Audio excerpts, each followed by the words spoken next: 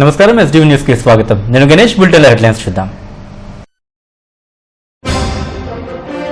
MLC అభ్యర్థుల భవితవ్యం ballot బాక్సుల్లో భద్రం. ఈ నెల 20న కౌంటింగ్ కు ఏర్పాట్లు చేస్తున్నామన్న జిల్లా ఎన్నికల అధికారి కలెక్టర్ ప్రవీణ్ కుమార్. తనను మోసగించిన వ్యక్తితోనే వివాహం జరిపించాలంటూ పోలీసులను ఆశ్రయించిన యువతి, అండగా నిలిచిన మహిళా సంఘాలు. చనిపోయిన సునకానికి ఘనంగా అంతిమ యాత్ర. ఓల్డ్ ఐటీఐలో ఘటన. కుటుంబ సభ్యుని కోల్పోయామన్న రాక్సీ సునకం యజమానులు.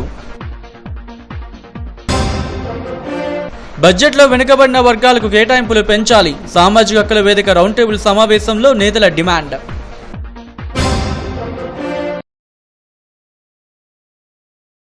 ఇక డీటెయిల్స్లోకి వస్తే ఎమ్మెల్సీ అభ్యర్థుల భవితవ్యం బ్యాలెట్ బాక్స్ లో భద్రంగా ఉంది. 3 జిల్లాల నుంచి వచ్చిన బ్యాలెట్ బాక్సులను స్వర్ణభారతి ఇండోర్ స్టేడియంలో భద్రపరిచారు. ఈ నెల 20వ తేదీన కౌంటింగ్ లో అభ్యర్థుల భవితవ్యం తేలనుంది. ఉత్తరాంధ్రలో ఓటర్లు చైతన్యవంతులయ్యారు. దశాబ్దాల కాలం నుంచి ఎన్నికల పట్ల అంతగా ఆసక్తి చూపని ప్రజలు అవగాహనతో ఓటు హక్కును వినియోగించుకున్నారు. గత 2 ఎమ్మెల్సీ ఎన్నికల్లో లేని పోలింగ్ శాతాలు ఈసారి నమోదయ్యాయి. 3 జిల్లాల పరిధిలో మొత్తం 69.8% ఓటింగ్ నమోదైంది. శ్రీకాకుళం, విజయనగరం జిల్లాల నుండి బ్యాలెట్ బాక్సులన్నీ అర్ధరాత్రికి విశాఖకు చేరుకున్నాయి. శుక్రవారం ఉదయం స్వర్ణభారతి ఇండోర్ స్టేడియంలో అభ్యర్థుల సమక్షంలో వాటిని స్ట్రాంగ్ రూమ్ లో భద్రపరిచారు. ఎన్నికల ఓటింగ్ ప్రక్రియ పూర్తయినందున ఓటింగ్ పై జిల్లా యంత్రాంగం దృష్టి సారించింది. ఈ నెల 20వ తేదీన కౌంటింగ్ కు ఏర్పాట్లు చేస్తోంది. ఇప్పటికే కౌంటింగ్ సిబ్బందిని శిక్షణ కార్యక్రమాలు ప్రారంభిస్తున్నారు.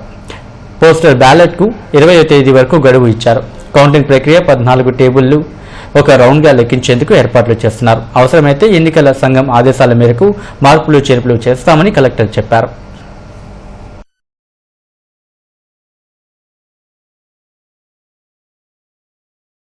మూడు స్ట్రాంగ్ రూమ్స్ సిఆర్పిఎఫ్ వాళ్ళు సెక్యూరిటీ బందోబస్తు ఇస్తున్నారు. అలాగే సీసీటీవీ కెమెరా ద్వారా లైవ్ టెలికాస్ట్ వేవ్ కాస్టింగ్ ద్వారా ఈ మానిటరింగ్ సెక్యూరిటీ మానిటరింగ్ చేస్తున్నాము. ఇది సిఓ ఆఫీసులో అలాగే కంటెస్టింగ్ క్యాండిడేట్స్ అందరూ కూడా ఎప్పుడైనా చూసుకోవచ్చు. ఈ కౌంటింగ్ జరిగే రోజు దాకా ఈ బందోబస్తు ఇక్కడ ఉంటుంది. పోస్టల్ బ్యాలెట్ సంబంధించి ఆల్రెడీ అన్ని ఏర్పాట్లు పూర్తి చేశాము. వాళ్ళు ఎంతోమంది అప్లై చేశారు, వాళ్ళకి పోస్టల్ బ్యాలెట్ పంపించడం జరిగింది. 6వ తేదీ 20వ తేదీ 6 గంటల వరకు వాళ్ళు పోస్టల్ బ్యాగ్స్ ఇక్కడ సబ్మిట్ చేసుకోవచ్చు. ఈ తర్వాత ఈ రోజు నుంచి కౌంటింగ్ సంబంధించి ప్రక్రియ మొదలు పెడుతున్నాము. 20వ తేదీ జరిగే కౌంటింగ్లో మన ట్రైనింగ్ ముఖ్యం ఉంది కాబట్టి కౌంటింగ్ సూపర్వైజర్స్, ఏజెంట్స్ అలాగే election contesting candidates, counting agents వాళ్ళని కూడా సెన్సిటైజ్ చేయడం జరుగుతుంది. సో ఈ విధంగా ఎలక్షన్ ఇప్పుడు లాస్ట్ పేజ్లో వచ్చాము. కౌంటింగ్ సంబంధించి ప్రక్రియాన్ని మొదలు పెట్టాము. ఈ మొత్తం హోల్ ప్రాసెస్లో మమ్మల్ని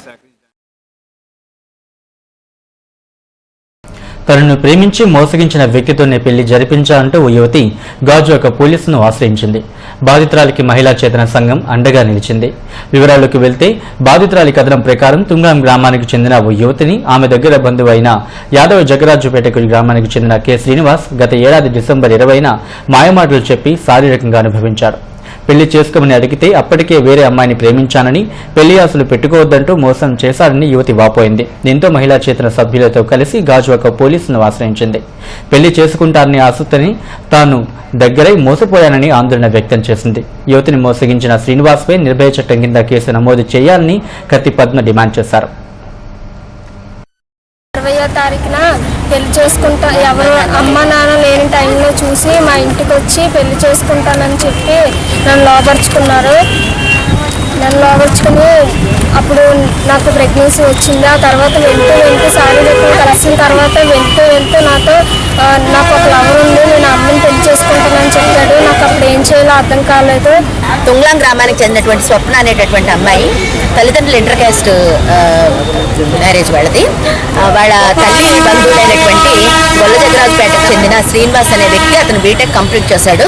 అతను తల్లిదండ్రులు ఇంట్లో లేని సమయంలో ఈ అమ్మాయి ఇంట్లోకి వచ్చి చుట్టాల అబ్బాయి కదా అని చెప్పి మాట్లాడుతుంటే నేను నిన్ను పెళ్లి చేసుకుంటానని చెప్పి ప్రలోభ పెట్టి వద్దన్నా కూడా వినిపించుకోకుండా ఆమెని ఆ రోజున శారీరకంగా అనుభవించాడు. ఆ తర్వాత ఈ అమ్మాయికి ఇమీడియట్గా కన్సీవ్ అయిపోవడంతో వాంతులు అవి అవుతుంటే తల్లిదండ్రులు గట్టిగా కొడితే చెప్పింది. వీళ్ళు వెళ్ళి వాళ్ళని అడిగారు, ఎలా బంధువులమే కదా పెళ్లి చేసేయండి అని చెప్పంటే ముందు ప్రెగ్నెన్సీ టెర్మినేట్ చేయించితే తర్వాత మేము చేసుకుంటామని చెప్పి వాళ్ళే ధనలత డాక్టర్ దగ్గరికి తీసుకొని వెళ్ళారు. ఆవిడేమో వాళ్ళని అడిగింది, ఏంటి మీరు పెళ్లి చేస్తారా, నేను అబార్షన్ చేయాలని అంటే మీరు పెళ్లి చేస్తారా అంటే మేమెందుకు చేస్తామంటే మా అబ్బాయి కాదు ఇంకా 4తో తిరిగింది ఆ అమ్మాయి, అందుకని మేమేం కోరుతున్నామంటే అతని మీద ఇమీడియట్గా 376 నిర్భయ చట్టం 420 చీటింగ్ 2 కేసులు నమోదు చేసి అరెస్ట్ చేయండి. అమ్మాయి ఎలాగో థర్డ్ మంత్ ఇప్పుడు 3 months కంప్లీట్ అయిపోతున్నాయి. బేబీ పుట్టిన తర్వాత బేబీకి అబ్బాయికి DNA టెస్ట్ చేసి ఈమె కడుపులో ఉన్న బిడ్డకి తండ్రి ఎవరో తేల్చే బాధ్యత కూడా పోలీసుల మీద ఉందనేది. మనుషులు చనిపోతే అంతిమయాత్రలు జరగడం చూసాం. సునకం మృతి చెందితే అదే స్థాయిలో అంతిమయాత్ర చేయడం విశాఖలో చోటు చేసుకుంది. ఓల్డ్ ITI వద్ద ఓ సునకానికి నిర్వహించిన అంతిమయాత్రపై ఓ రిపోర్ట్. సునకరాజాలను ఇళ్లలో ఎంతో మురిపంగా చూసుకుంటాం. కన్న బిడ్డలా సాకే వాళ్ళు కూడా ఉన్నారు. అల్లారు ముద్దుగా పెంచుకున్న ఆ విశ్వాస జీవి చనిపోతే పెంచిన ఆ కుటుంబంలో ఎంత విషాదం అలముకుందో చూడండి. ఓల్డ్ ITI జంక్షన్ వద్ద షిప్యార్డ్ ఉద్యోగి వేణు ఇంట్లో 10 ఏళ్ల క్రితం జర్మన్ షెపర్డ్ జాతికి చెందిన సునకాన్ని పెంచుతున్నారు. దానికి రాక్సీ అని ముద్దు పేరు పెట్టుకుని పిలుచుకుంటారు. కుటుంబ సభ్యుల్లో ఒకరిలా రాక్సీ పెనవేసుకుపోయింది. 10 రోజులుగా రాక్సీ తీవ్ర అనారోగ్యంతో బాధపడుతోంది. వెటర్నరీ ఆసుపత్రికి తీసుకెళ్లినా ఫలితం లేకపోయింది. శుక్రవారం ఉదయం మృతి చెందడంతో వేణు కుటుంబ సభ్యులంతా శోక సందర్భంలో మునిగిపోయారు. కన్న బిడ్డలో చూసుకున్న రాక్సీ చనిపోవడంతో తాము తీవ్ర మనోవేదనకు గురయ్యామని వేణు కుటుంబ సభ్యులు వాపోయారు. అశ్రు నయనాల మధ్య రాక్సీకి అంతిమయాత్ర నిర్వహించారు. ప్రత్యేక వాహనంపై మృతి చెందిన రాక్సీకి పూలదండలు వేసి బాణాసంచా కాల్చారు. కుటుంబ సభ్యులు పూలు పండ్లు తెచ్చి అంతిమయాత్రలో పాల్గొన్నారు.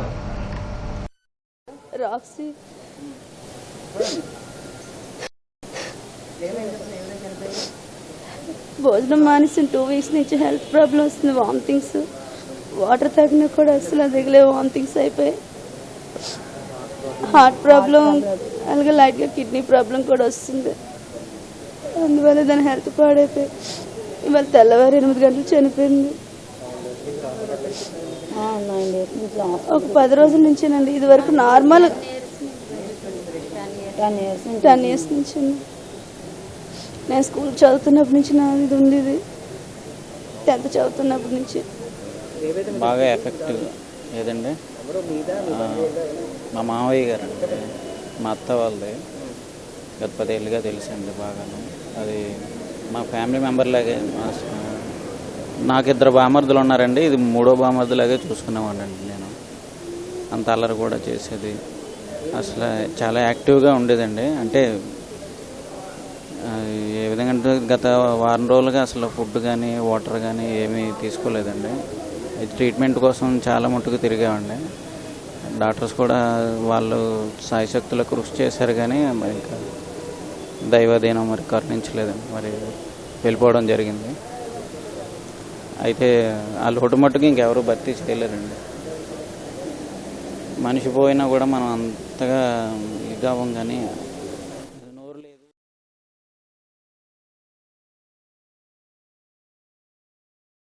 రాష్ట్ర బడ్జెట్లో SC, ST మైనార్టీలకు సముచిత కేటాయింపులు చేయాలని సామాజిక హక్కుల వేదిక డిమాండ్ చేసింది. పౌర గ్రంథాలయంలో జరిగిన వేదిక రౌండ్ టేబుల్ సమావేశానికి స్టాలిన్ అధ్యక్షత వహించారు. ఈ నెల 13వ తేదీన రాష్ట్ర ఆర్థిక మంత్రి యనమల బడ్జెట్ ప్రవేశపెడుతున్నారని తెలిపారు. 2016-17 సంవత్సరంలో SCలకు 8,000 కోట్లు, STలకు 3,000 కోట్లు కేటాయిస్తే ఇంతవరకు 4,000 కోట్లు మాత్రమే ఖర్చు పెట్టడం సిగ్గుచేటని అన్నారు. అయితే మిగిలిన నిధులను కలుపుకొని 2017-18 బడ్జెట్లో పెద్ద మొత్తంలో ఆయా వర్గాలకు కేటాయింపులు చేయాలని డిమాండ్ చేశారు. కానీ బీసీలు కానీ మైనార్టీలు కానీ అలాగే మహిళలు కానీ కార్పొరేటర్లు కానీ మేయర్లు కానీ అయ్యే అవకాశం ఉండేది. ఈ మహానగరాన్ని వాళ్ళు పరిపాలించడానికి అవకాశం వచ్చేది. కానీ ఈ రోజు వరకు కూడా ఆయన ఎన్నికలు జరపకుండా కేవలం రిజర్వేషన్స్ అనేటువంటివి చట్టాల్లో ఉంటున్నాయి తప్ప ఈ ముఖ్యమంత్రులు చేసేటువంటి నిర్లక్ష్యం వల్ల ఏంటంటే వాళ్ళకి ఏ రకమైనటువంటి ప్రయోజనం కూడా చేకూరట్లేదు. అందుకని మేము డిమాండ్ చేసేది ఏంటంటే సామాజిక హక్కుల వేదిక తరపు నుంచి వెంటనే ఎన్నికలు మీరు నిర్వహించండి. రాజ్యాంగపరంగా ఏవైతే రిజర్వేషన్ సౌకర్యాలు వాళ్ళకు ఉన్నాయో వాళ్ళకి గంగవరం పోర్టు కాలుష్యం నుండి తమని కాపాడాలంటూ పెదగంచ తహసీల్దార్ కార్యాలయం ఎదుట గ్రామస్తులు ధర్నా చేశారు. బాబు జగజ్జీవన అసోసియేషన్ ఆధ్వర్యంలో పోర్టు కాలుష్యంపై గళమెత్తారు. గ్రామాలను కాలుష్యం ముంచెత్తుతున్నా యాజమాన్యం నిర్లక్ష్యంగా వ్యవహరిస్తోందని ఆరోపించారు. పోర్టు కాలుష్యాన్ని వెంటనే నివారించాలని, గంగవరంలో 50% ఉద్యోగాలు స్థానికులకే ఇవ్వాలని డిమాండ్ చేశారు.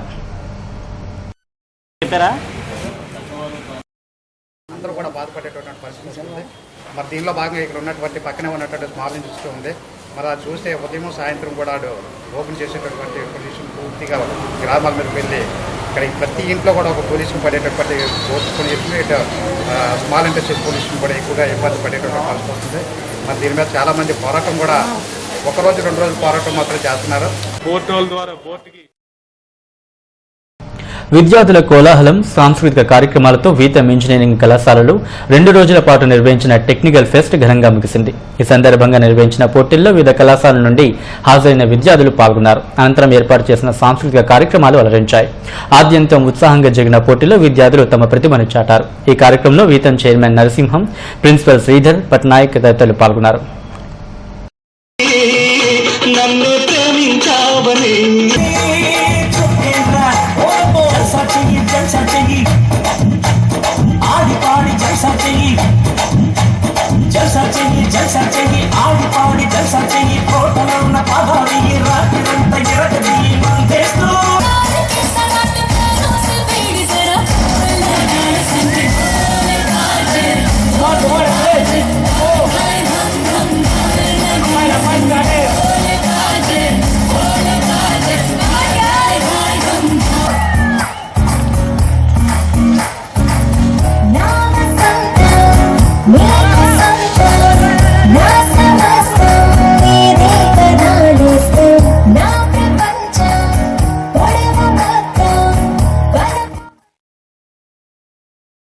పదవ తరగతి పరీక్షల్లో ఉత్తీర్ణత శాతం పెంచేందుకు చర్యలు చేపడుతున్నట్లు Gajuwaka high school head master Arun Kumar తెలిపారు.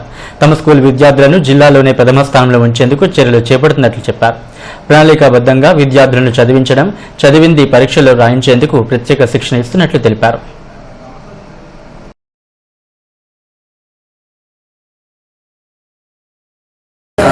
ఎగ్జామ్ రాసే విద్యార్థులందరికీ కూడా ఆల్ ది బెస్ట్ చెప్తూ పరీక్షల నిమిత్తము తీసుకోవాల్సిన జాగ్రత్తలు, ఇంతకాలం మనం చదవడం ఒక ఎత్తు, చదివిన దాన్ని మళ్ళీ మనం ఎగ్జిక్యూట్ చేయాలి, అంటే ఇంప్లిమెంట్ చేయాలి పరీక్షలో. అలాగని చెప్పి ఇంకా పరీక్షల ముందు వరకు కూడా మనం చదువుతా కూర్చోవడం కన్నా ఈవేళ వరకు ఏ విధంగా చదువుకోవాలి, ఎలా చేయాలని ఒక ప్రణాళిక మీరు రూపొందించుకున్నారో దాని ప్రకారం టీచర్స్ చెప్పింది, గవర్నమెంట్ ఇచ్చిన ఇన్స్ట్రక్షన్స్ ప్రకారం మనం ఏవైతే ప్రణాళికలు రూపొందించుకుని చదివామో అవన్నీ కూడా ఇంప్లిమెంట్ చేస్తాం. కాపులిపాడలోని న్యూకాంబిక అమ్మవారి వార్షికోత్సవ వేడుకలు ఘనంగా ప్రారంభమయ్యాయి. భక్తులు పెద్ద సంఖ్యలో పాల్గొని అమ్మవారికి విశేష పూజలు, అర్చనలు నిర్వహించారు. ఏటా అమ్మవారి ఉత్సవాలు వైభవంగా నిర్వహిస్తున్నట్లు ఉత్సవ కమిటీ సభ్యులు తెలిపారు. ఈ కార్యక్రమంలో జగన్నాథ పట్నాయక్, నరసింహమూర్తి తదితరులు పాల్గొన్నారు.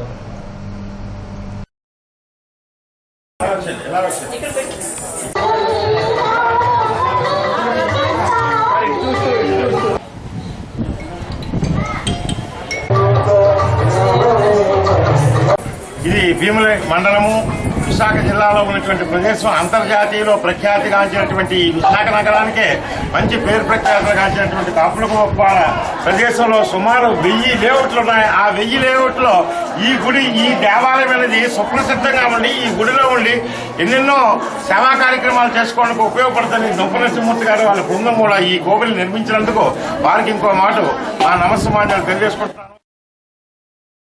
రిలయన్స్ ఫౌండేషన్ వెదర్ రిపోర్ట్ చూద్దాం. విశాఖ జిల్లా మత్స్యకారులకు రిలయన్స్ ఫౌండేషన్ వారి సముద్ర వాతావరణ సమాచారం. మార్చి 11 గాలి వేగం ఉదయం 26 నుండి 30 కిలోమీటర్లు, సాయంత్రం రాత్రి 34 నుండి 36 కిలోమీటర్లు ఉండవచ్చును. గాలి దిశ ఉదయం సాయంత్రం రాత్రి ఈశాన్య దిశగా ఉండవచ్చును. అలల ఎత్తు ఉదయం సాయంత్రం రాత్రి 5 నుండి 6 అడుగులు ఉండవచ్చును. ఆకాశం ఉదయం అక్కడక్కడా తేలికపాటి జల్లులు కురిసే అవకాశం ఉన్నది. సాయంత్రం రాత్రి పాక్షికంగా మేఘావృతమే ఉండవచ్చును. మార్చి 12 గాలి వేగం ఉదయం 34 నుండి 36 కిలోమీటర్లు, సాయంత్రం 26 నుండి 30 కిలోమీటర్లు, రాత్రి 8 నుండి 10 కిలోమీటర్లు ఉండవచ్చును. గాలి దిశ ఉదయం సాయంత్రం ఈశాన్య దిశగా, రాత్రి తూర్పు దిశగా ఉండవచ్చును. అలల ఎత్తు ఉదయం సాయంత్రం రాత్రి 5 నుండి 6 అడుగులు ఉండవచ్చును. ఆకాశం ఉదయం అక్కడక్కడా తేలికపాటి జల్లులు కురిసే అవకాశం ఉన్నది.